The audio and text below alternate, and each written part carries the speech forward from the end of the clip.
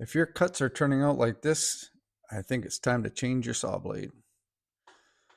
This is a Range Road 5022 sawmill. And the first thing you have to do is loosen off this bolt, which holds the tensioner from moving. On this Range Road, it's an 18 millimeter bolt head on top and a 19 millimeter nut on the bottom. And you just have to loosen off enough that the tensioner can turn.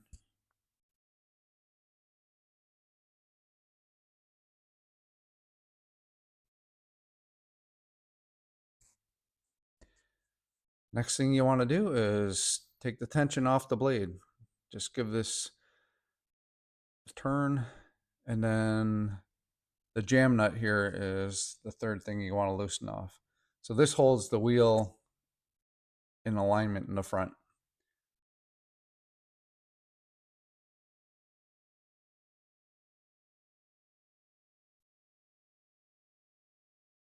This you want to loosen off quite a bit. You don't have to take it out all the way, but you want to make sure it's good and loose so the wheel is wobbling freely on the front. You'll see that shortly. So now you get the tension off. You can remove the old blade carefully. It's might be dull, but it's still sharp.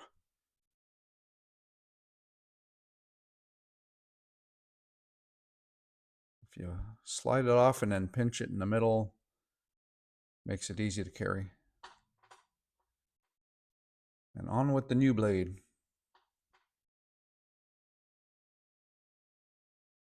Should go on easily. All the tension's been removed.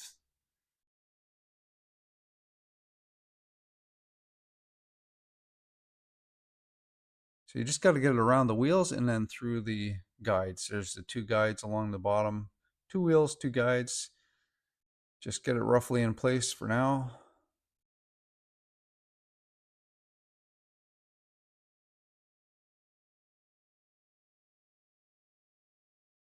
Okay, see how that wheel is moving?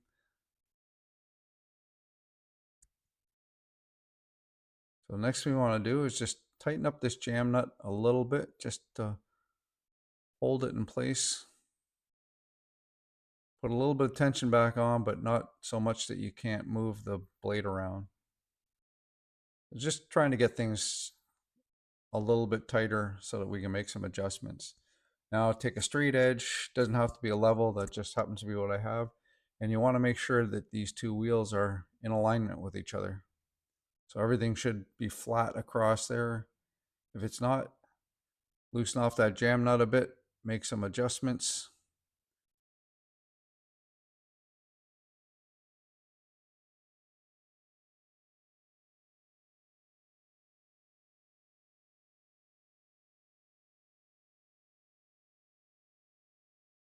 So I just adjusted the wheel a bit and tightened the jam nut back down by hand a little bit. Now I'm checking the levelness or the alignment.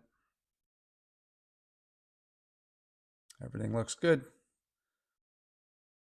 Now I'm tightening that jam nut down so it doesn't move anymore. And with just a little bit of tension on the blade, now I can adjust it. And what you want is for basically the back of the blade to be in alignment with the back of the wheel. That's about where it should be. Give it a few turns counterclockwise. Make sure it's staying on the wheels. Everything's turning smoothly through the guides.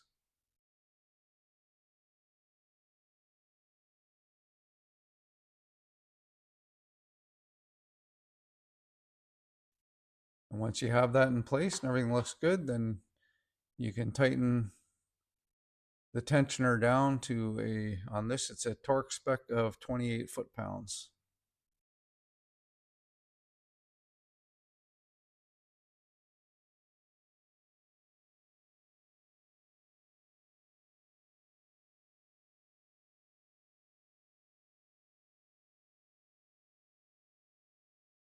And there it is.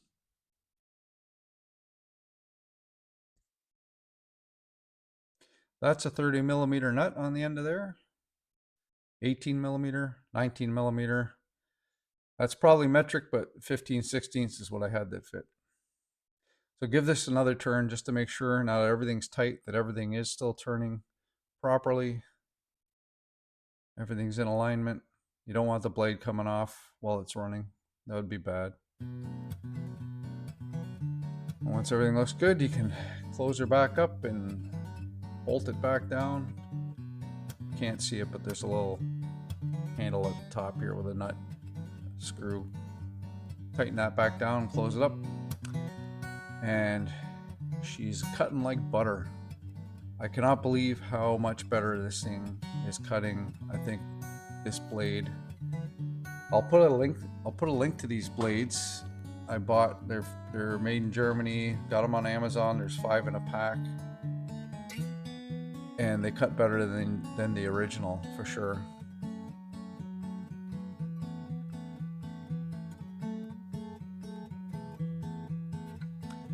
I tell you, once your sawmill is machining, cutting straight, smooth, and easy, it brings the love back into milling wood.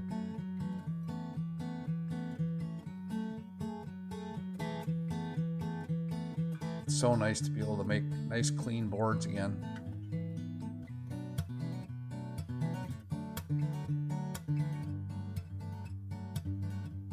No bending, warping. Everything's nice and flat and straight. That's all there is to it.